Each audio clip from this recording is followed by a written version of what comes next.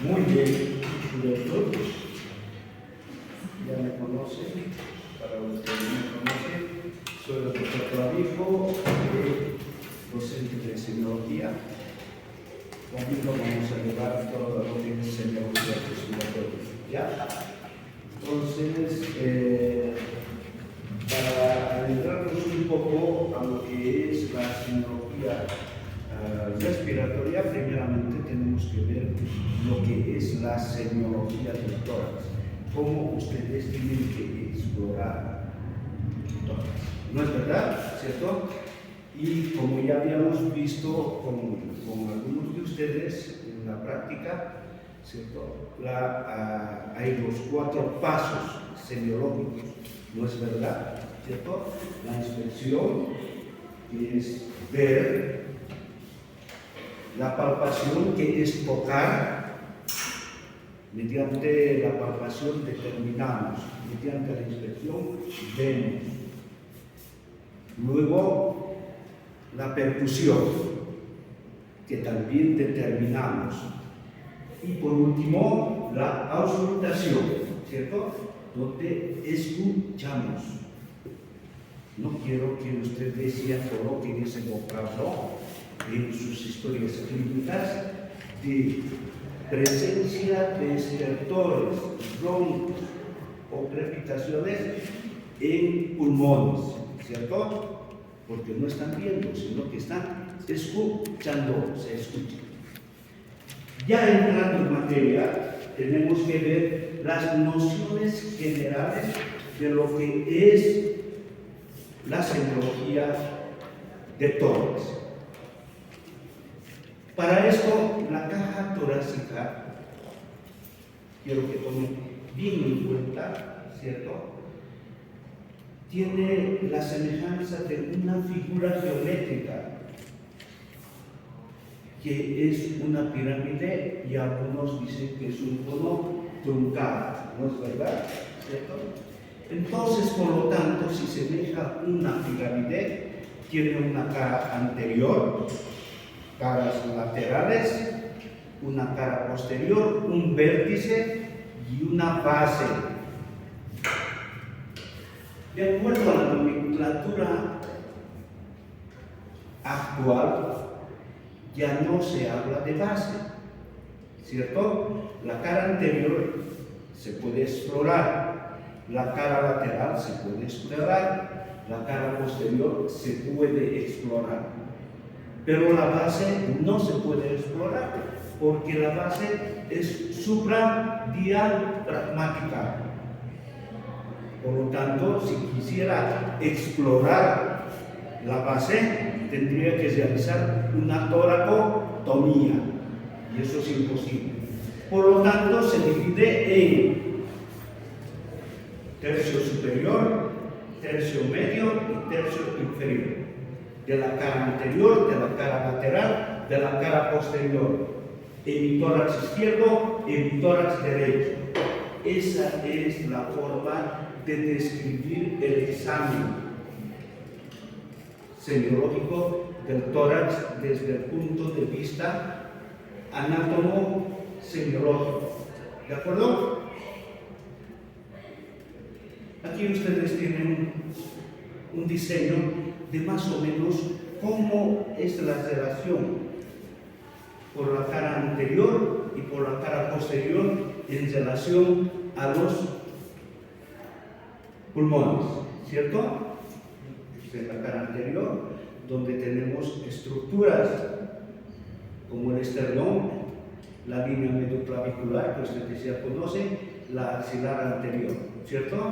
Aquí tenemos la línea de apófisis espinosa y la línea escapular, ¿cierto? Que estos van a determinar regiones, espacios, ¿no es verdad?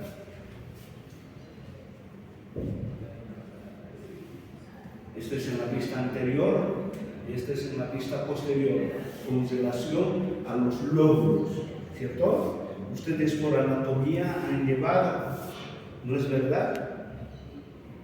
¿Cuál es el pulmón más grande? ¿Por qué? tiene tres lóbulos, superior, medio e inferior. El izquierdo tiene dos, ¿no es verdad? Pero en el izquierdo sucede una figura, que es la parte superior, el lóbulo superior se subdivide en dos. La superior propiamente dicho y el lóbulo de la língula, que semeja mucho a lo que es el lóbulo medio derecho. ¿No es verdad? Y ustedes saben que fisiológicamente, porque ustedes son buenos en fisiología, ¿no es verdad? Entonces, ¿cómo es la relación del aporte del oxígeno con relación a estos pulmones? A ver, fisiología, jóvenes. El aporte de oxígeno, funcionamiento. Mediante la mitosis, ¿quieres decir? No. Fisiológicamente, el aporte de oxígeno, el funcionamiento pulmonar, ¿cómo va a estar dividido entre el pulmón derecho y el pulmón izquierdo? El pulmón derecho aporta el 60% de la capacidad pulmonar, ¿cierto? Y el izquierdo solamente el 40%, por ser más pequeñito. Por lo tanto, patologías que van a comprometer, de aquí en adelante vamos a hablar de síndromes y patologías, ¿no es verdad? Porque el próximo año ustedes van a llevar clínica, van a llevar la patología respiratoria correspondiente. Patologías que van a comprometer el pulmón derecho son de mayor gravedad y mayor riesgo que las que comprometen el pulmón izquierdo, debido a este fenómeno fisiológico, ¿cierto? Porque si compromete todo el parénquima pulmonar izquierdo, solamente me va a afectar un 40% y tengo un 60% de reserva para funcionar. O sea que no voy a entrar en insuficiencia respiratoria. En cambio, si está afectado mi pulmón derecho, ahí sí que voy a tener problemas porque voy a tener algún grado de insuficiencia respiratoria. Esto como introducción, ¿no? Aquí es en la cara lateral, derecha e izquierda, y ahora nos vamos a lo que es semiología. El paciente, ¿por qué les va a buscar a ustedes en su consulta? Generalmente, el motivo de consulta de nuestro paciente, ¿cierto? El primero es la tos. Siempre va a venir el paciente y decir, tengo tos, ¿cierto? Va a venir por expectoración. Hay el vocablo también, usted en la literatura va a ver, esputo, ¿no es verdad? Pero a alguien se le puede decir, ¿y quién es ese? Esputo. ¿Quién es ese? ¿No? Entonces, mejor es decir expectoración, ¿cierto? Y el paciente no dice expectoración, sino dice prueba, ¿no? ¿No es verdad? Viene por esa falta de aire, que es la disnea. Un síntoma que trae también a la parte cardiológica que ustedes ya han visto es el dolor torácico. Dolor torácico. La ronquera o disfonía, ¿cierto? Y en ocasiones el paciente dice, he vomitado pus o he vomitado sangre, que se le denomina vómito. ¿De acuerdo? ¿Qué es la tos? Ustedes saben, ya han llevado de fisiología y fisiopatología, ¿no es verdad? Es un acto reflejo. La tos es un acto reflejo, donde existe una inspiración profunda y una expiración brusca, pero con la glotis cesada, o sea, las cuerdas vocales están cesadas. ¿Ya? ¿Qué tipos de tos existen? Tenemos la tos seca, ¿cierto? El paciente comienza a toser Y generalmente esto vamos a encontrar en procesos respiratorios altos, como una faringitis, ¿cierto? Vamos a tener en algunas patologías ya de tipo inferior, que es la pleuritis, o sea, la inflamación de la pleura. Cuando la tos es productiva con expectoración, entonces tenemos que ver en el rubro de expectoración, vamos a ver qué tipo de expectoración vamos a observar. Emetizante. ¿Por qué se llama emetizante? Generalmente esto es más prototipo cuando está en la pediatría de los niños de pediatría, ¿cierto? Porque cuando están tosiendo, entonces inmediatamente vomitan. A esto se denomina la tos emetizante. La tos quintosa es en salvas, ¿cierto? ¿No? Esa es la tos quintosa. Y la tos coqueluchoide es en salvas, pero mucho más frecuentes.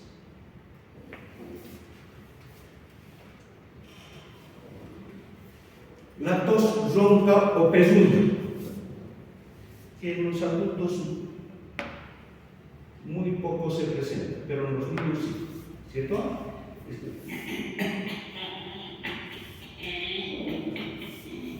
¿Cierto? Esto es un problema para la mamá, para los papás y para el pediatra, ¿cierto? Porque a veces es una emergencia médica. Generalmente se presenta en la laringitis. La voz afónica, o sea que no sale la voz, o sale muy ronca, generalmente es producida por una lesión de cuerda vocal o también en una laringitis crónica. Y esto es importante que ustedes tienen que tener mucho cuidado. Y es pregunta de examen. El síncope tusígeno de Charcot, ¿qué consiste? En que le viene una especie de tos de tipo coqueluchoide, tos seca, y por la intensidad de la tos no hay oxigenación a nivel de cerebro y produce desmayo. Es la pérdida, es el síncope, pérdida de la conciencia, pero muy rápida. ¿Ya? ¿Listo?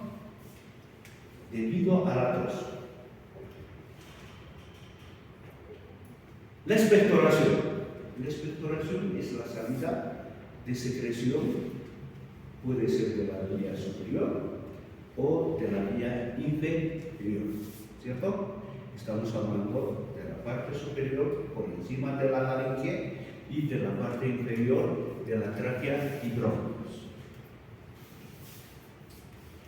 Puede ser expectoración matutino o nocturno. El paciente se refiere, doctor, me despierto y comienzo a botar flujo, ¿cierto? O puede ser nocturno, en la noche tengo que botar flema para poder dormir. Puede ser abundante o fraccionado, botado en bastante cantidad, o botado en pequeñas cantidades durante todo el día. Puede ser seroso o translúcido, como es en la insuficiencia cardíaca congestiva. Puede ser hemoptólico, aquí va. Hemoptólico llamamos a la expectoración mezclada con sangre, con estrías de sangre, ¿cierto? Eso es hemoptólico, como en la tuberculosis, en el cáncer o en la bronquiectasia. Puede ser mucoso gelatinoso, que es mucho más frecuente, que es en el proceso de bronquitis, especialmente en la bronquitis aguda. Puede ser purulento, amarillo verdoso, como en las bronquiectasias, que ustedes van a ver el próximo año. Cuando ustedes sientan un olor fétido, muy penetrante, es que es un absceso por anaerobios. Absceso pulmonar por anaerobios. ¿Ya?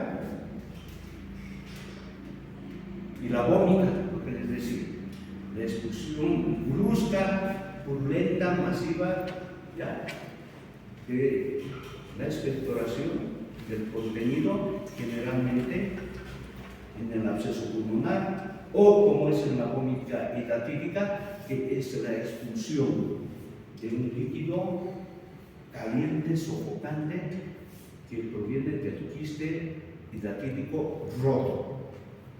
Y esto quisiera que tomen en cuenta. La hemoptisis no es hematemesis, es hemoptisis.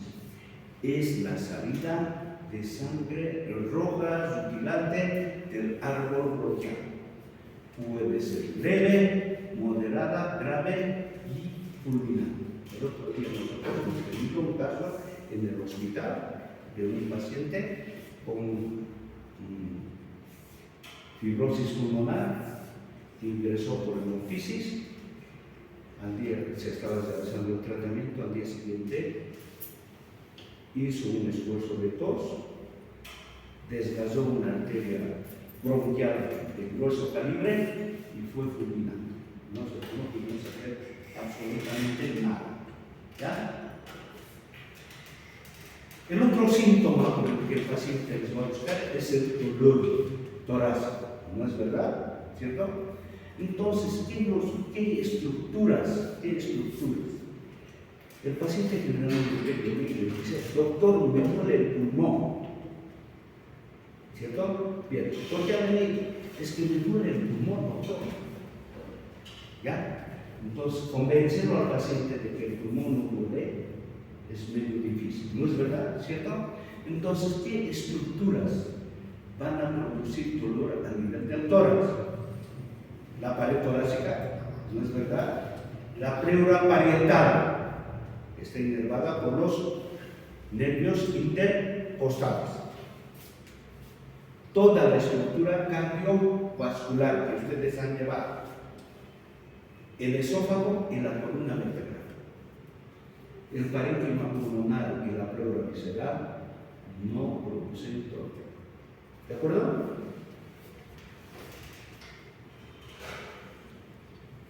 ¿Qué características tenemos que preguntar a nuestro paciente en este tipo de dolor? La localización, ¿cierto?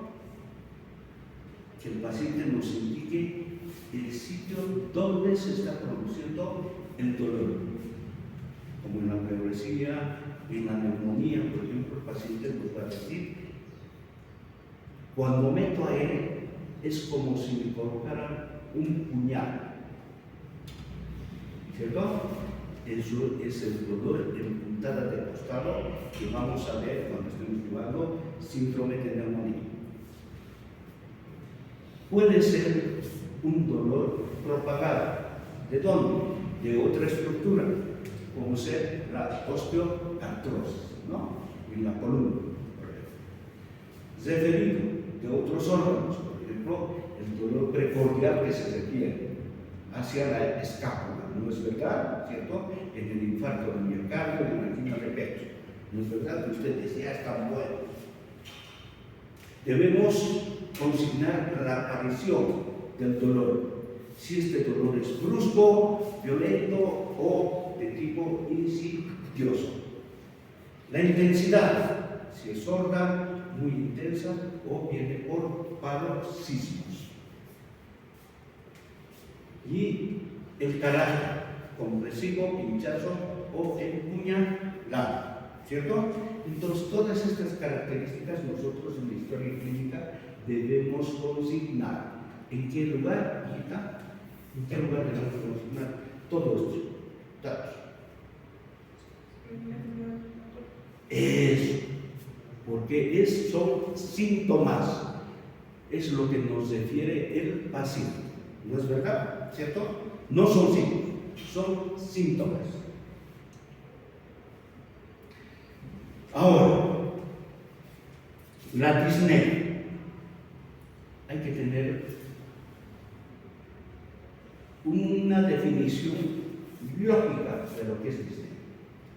Porque muchas veces he escuchado a mis mis colegas y mis estudiantes decir, disnea es igual que la dificultad para respirar. No. Es la sensación consciente que tiene el paciente de que le falta aire. Esa es la disnea. ¿Cierto? Y tiene una gradatividad que debemos averiguar. El grado 1 de grandes esfuerzos realiza una actividad normal, ¿cierto? Camina. Pero cuando exagera el caminar, aumenta el paso, entonces comienza a sentir esa sensación de falta de aire. Comienza a subir un poquito de una pendiente, ya comienza a tener esa falta de aire. ¿Ya? En el grado 2 de medianos esfuerzos, el paciente ya no sube gradas o pendientes, porque le falta aire. ¿Cierto? Está subiendo unas 3 gradas y se para y nuevamente, ¿cierto? Realmente el paciente sufre mucho.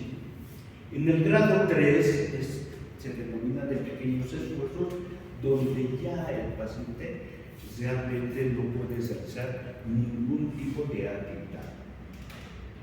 Y en el grado 4 y 5 es de reposo. El paciente ya tiene esa sensación de falta de aire cuando habla, cuando quiere peinarse, cuando quiere comer.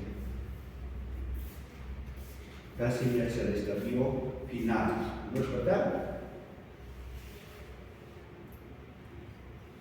Bueno, hasta ahí son los síntomas por los que su paciente va a venir a su consulta para que ustedes le examinen y le mediten. ¿De acuerdo? Ahora, dentro de la historia clínica tenemos que preguntar algunos antecedentes de importancia. ¿De acuerdo? Entre estos tenemos contactos con enfermos tuberculosos. ¿Por qué? Porque la tuberculosis es una enfermedad infecto-contagiosa. Entonces se va a contagiar si vive en contacto directo con estos pacientes. Segundo, tabaquismo. Lo que les decir, ¿no? ¿Ustedes? ¿Cierto? Generalmente nuestros estudiantes y algunos médicos colocan, ¿no? Tabaquismo, no fuma. ¿Qué edad tiene el paciente? 60 años, no fuma. Pero no me quedo ahí, si no tengo que preguntar cuándo ha fumado, si ha fumado, a qué edad ha fumado y la cantidad de cigarrillos que ha fumado, el tipo que ha fumado y hasta qué edad. ¿Cierto? Luego, preguntar si tiene una vida sedentaria, si tiene una inmovilización forzosa, por ejemplo, él es parapléjico, ¿cierto? Entonces tiene alguna enfermedad que esté en cama. Esto vamos a ver cuando se ve el capítulo de embolia o otro metabolismo pulmonar, que es de suma importancia. Lo que vemos frecuente en el hospital es la exposición laboral, ¿cierto? ¿Qué se refiere? De que durante el trabajo que realiza nuestro querido paciente se puede exponer a noxas inhalantes, como ser el polvo o algunas otras sustancias visitantes, ¿no es verdad? Que sean tóxicos para el parénquima pulmonar. Por ejemplo, las que trabajan con peinado, utilizan mucho formol, ¿cierto? Para hacer sus tintes. Utilizan la laca, que son sustancias excitantes pulmonares. El ser gordito no quiere decir buena salud. Cuando uno es más obeso, obesidad mórbida que decimos, entonces es un antecedente importante, porque la obesidad disminuye la capacidad ventilatoria del pulmón. Y siempre preguntar al paciente cuáles son, si ha tenido o no una historia antigua de infecciones respiratorias. ¿De acuerdo?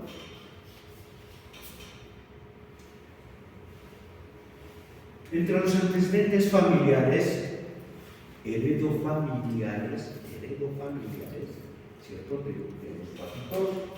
De sus papitos, siempre hay que preguntar si ha tenido cáncer pulmonar, porque ya se tiene conocimiento de que el cáncer pulmonar se transmite genéticamente, de padres a hijos. Enfermedades infectocontagiosas, la tuberculosis, la hipertensión pulmonar, ¿cierto? Primaria.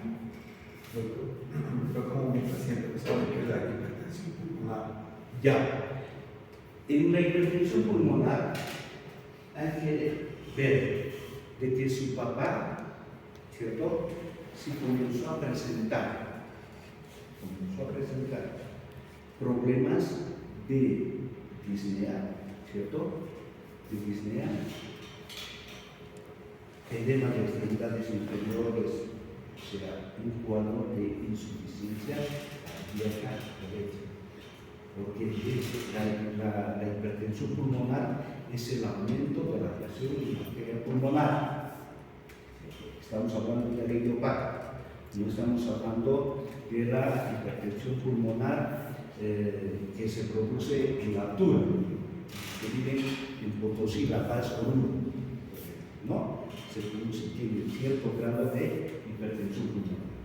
O los que trabajan con problemas que hemos visto con inhalantes, que va a producir la fibrosis pulmonar. Esa es la hipertensión pulmonar adquirida. Estoy hablando de la hipertensión pulmonar idiopática, ¿cierto? La de Hammer-Rich, ¿ya?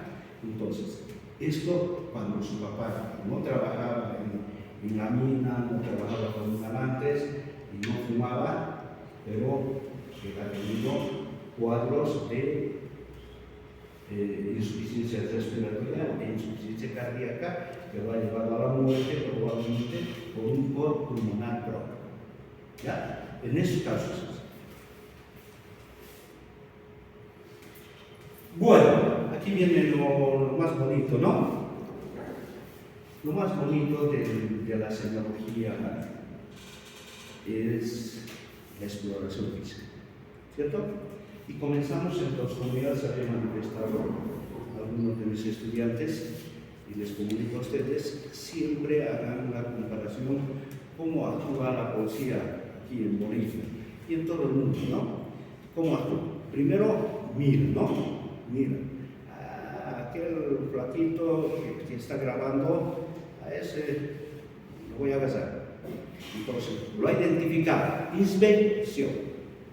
Después lo agacha, ¿no es verdad? Palpación. Después le sacude, ¿no es verdad? Lo patea, lo pega, ¿cierto? Percusión. Y Cecilia le pregunta, ¿qué estaba haciendo? ¿Qué es? Todo eso. Auscultación, no solo, ¿ya? Los 4 pasos de la cosa. Inspección, ve. Palpación, agacha. Percusión, pega. Y auscultación, escucha. Pregunta. ¿Cierto? Muy bien. Entonces, para la inspección, generalmente hay algunos requisitos. Tenemos que tener una buena iluminación. La temperatura no tiene que estar muy fría ni muy caliente, la temperatura. Y el paciente puede estar sentado o acostado. ¿Qué es lo primero que tenemos que observar? Forma o tipo de tórax, ¿no es verdad? ¿Cierto? Luego debemos observar la simetría, que existe entre los dos hemitórax, entre el hemitórax derecho y el hemitórax izquierdo. Debemos observar la piel, glándulas mamarias, huesos, nervios, vasos sanguíneos. El tipo de respiración o movimientos respiratorios, ¿cierto? Eso. Y despacito podemos tomar la frecuencia respiratoria. Eso es todo lo que tenemos que hacer con la inspección. Ahora bien, aquí ustedes ven unas mamas de una persona ya adulta mayor, que son péndulas. Aquí ustedes van a observar ya una circulación colateral de los vasos en la piel. Aquí también ven, por ejemplo, la circulación colateral superior, fíjense. Esto es un herpes torácico y tenemos que observar la estructura ósea, ¿no? ¿Cierto? Si hay cifosis, hay escoliosis, todo eso. Muy bien. Cuando nosotros examinamos mediante la inspección la piel y observamos cianosis de la parte superior del tórax, vamos a pensar en un síndrome de vena cava superior. Específicamente si se acompaña de edema, que se denomina edema esclavina, ¿cierto? El tórax superior, el cuello y la parte de la maxilar inferior. Cuando nosotros observemos a nivel de la músculo torácico, y vemos que los pectorales están atrofiados, pero en forma unilateral, debemos pensar en dos entidades, la tuberculosis o el cáncer. Pero si observamos una atrofia muscular pectoral bilateral, está enflaquecido el paciente, vamos a pensar que está constituido como en la caquexia. A nivel de la columna dorsal, vamos a observar la jorobita, ¿cierto? La cifosis, la lordosis, ¿cierto? En la que reserva la sangre. Y la esclerosis, cuando existe atelectasia, fibrotórax, toracoplastía o pleure, sí. Desvío lateral de la columna vertebral.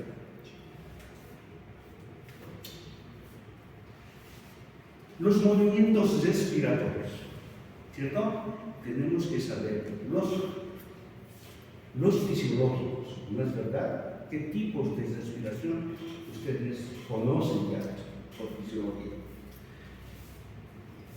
Generalmente las mujercitas tienen una respiración costal superior.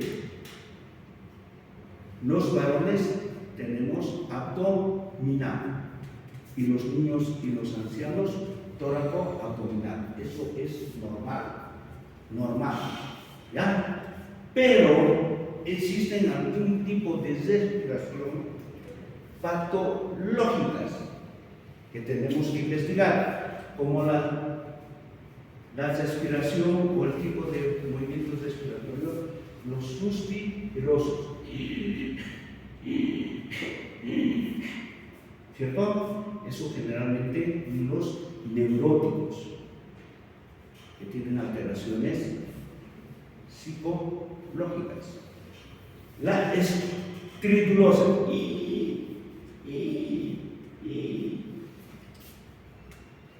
obstrucción de vías respiratorias superiores altas, a nivel de las cuerdas vocales o a nivel de la tráquea superior. Tiraje y cornaje. ¿Qué quiere decir? Normalmente, hagan ustedes el ejercicio. Normalmente cuando inspiras, tus costillas se horizontalizan y tus espacios intercostales aumentan, ¿no es verdad? ¿Cuándo se dice que estirar?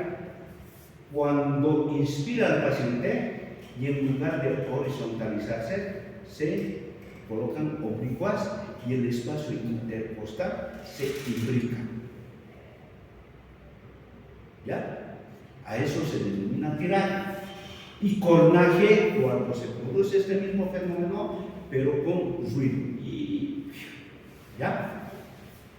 Puede ser el tiraje supraclavicular, supraesternal, ¿no? Intercostal.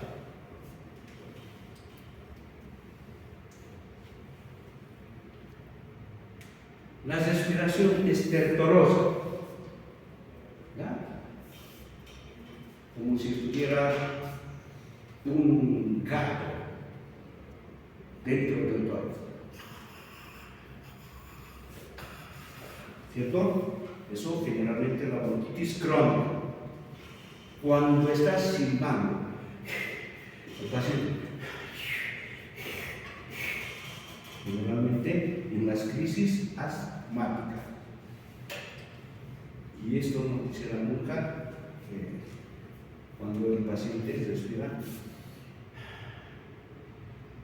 se queda, ¿no? Por un tiempo. Nuevamente. Bueno, esa es la respiración agónica, que son muy superficiales y espaciadas, donde el paciente ya está pre-morte.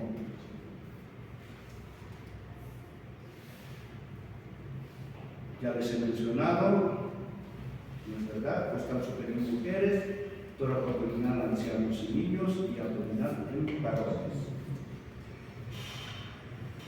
Las posiciones.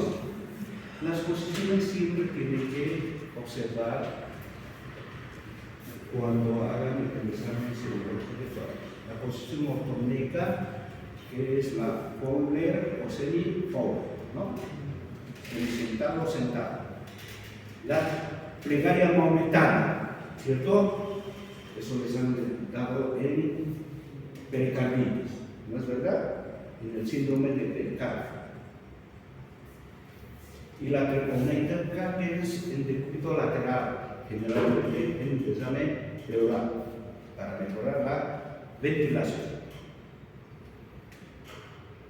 ¿Qué tipos de tórax tenemos?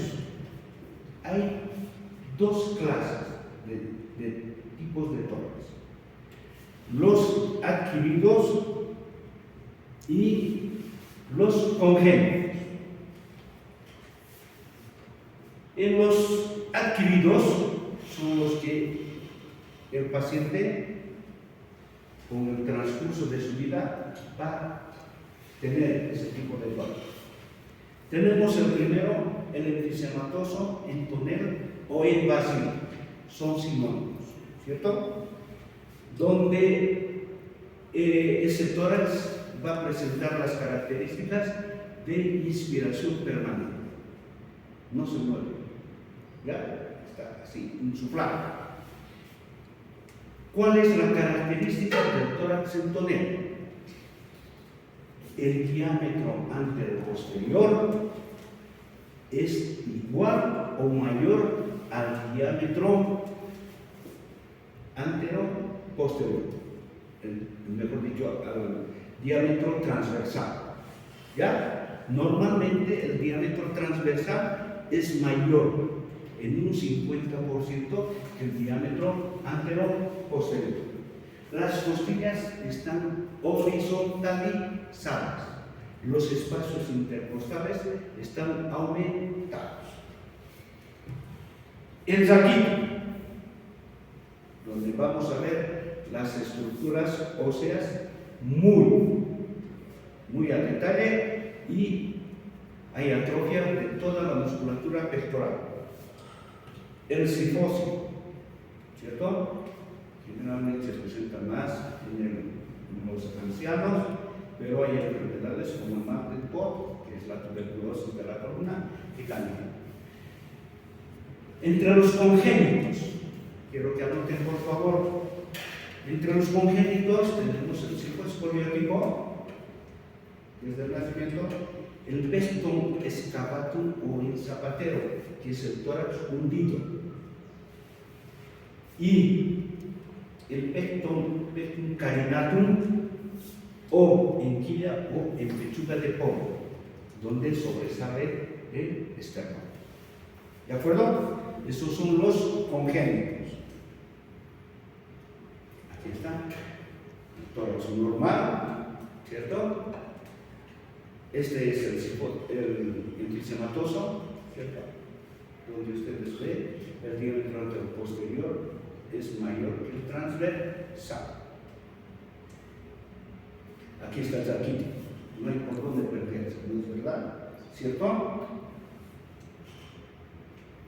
Este es el tórax en zapatero, o pectum excavatum. Fíjense. ¿Ya? Este es el pectum carinatum. Fíjense. A diferencia del anterior, el esternón sobresale. ¿No es verdad? Esta es la escoliosis. La escoliosis congénita, escoliosis congénita. Y esta es la cifosis de un paciente. Doctor, Sí, el pectum carinatum. Sí o sí, ¿es el externo o se presenta en nosotros? no. El pectum carinatum no quiero que confundan. El pectum carinatum se llama, o también en pechuga de pollo, ustedes conocen, ¿no? El pollito, la pechuga, o en quilla, la quilla del bar, donde sobresale así, el esternón sobresale. En el pectum excavatum, el esternón está dentro, y las costillas están así. ¿Ya? ¿Y cómo se llama así? ¿Cómo? Por un lado, Eso se debe generalmente en respiración, por ejemplo, de tipo asmático, donde hay una asimetría torácica, donde un hemitórax está más desarrollado y el otro menos. Ahora, ese tipo de tórax también se observa en los pacientes que tienen aterosclerosis pulmonar, donde una parte del pulmón se ha colapsado, entonces por lo tanto no hay la fuerza necesaria para poder elevar ese hemitórax. Por lo tanto, se atrofia y disminuye de volumen. ¿Ya? Eso es así. Aquí tenemos la cifosis. La cifosis en el, y aquí la lordosis, ¿no? Que es más de tipo lumbar. Yo creo que con esto terminamos. Tenemos que observar también la frecuencia respiratoria, ¿no es verdad? La frecuencia respiratoria normal va de 12 a 20, ¿cierto? Por debajo de 12 llamamos bradypnea, ¿cierto? Y por encima de 20, tachipnea. ¿De acuerdo? ¿Qué otras alteraciones podemos observar? La apnea. Y ahora hay una apnea que nos está poniendo realmente muy preocupados, que es la apnea del sueño, que se presenta durante el sueño, ¿no? Y ahora hay una subespecialidad de los colegas que tratan la apnea del sueño. Entre las alteraciones de la frecuencia debemos observar si esta frecuencia es, o sea, el tipo de respiración es superficial o es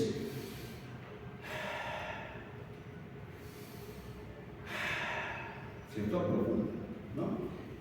Eso también es muy importante determinar.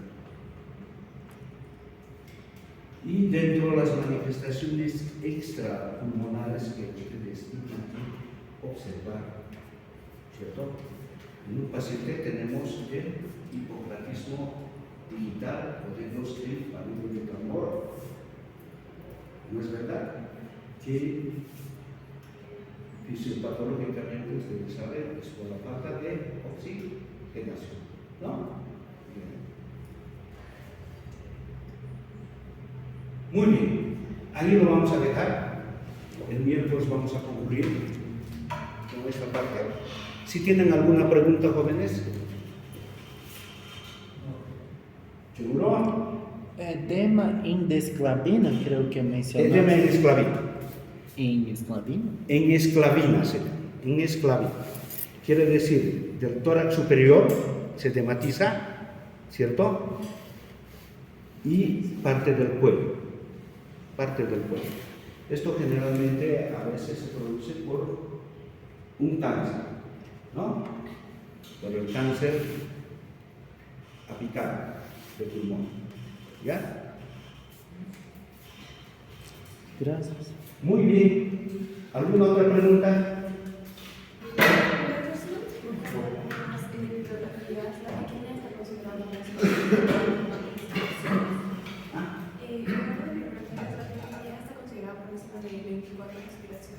Sí, sí. Como término medio, para Cochabamba, catalogamos de 12 a 20, ¿cierto? Por ejemplo, en Potosí, aumenta de 16 hasta 24, dependiendo de la altura. Ustedes saben también que la oxigenación depende de la altura, ¿no es verdad? A nivel del mar es 100%. A nivel de Cochabamba, ¿cuánto es? Cochabamba tiene 2.510 metros sobre el nivel del mar. Entonces, el porcentaje de oxigenación llega a 85 a 90, ¿cierto? En Potosí, de 80 a 85, lo mismo que en La Paz, ¿no? Entonces, lo mismo varía con la presión arterial pulmonar, de acuerdo a la altura. ¿Listo? Muy bien.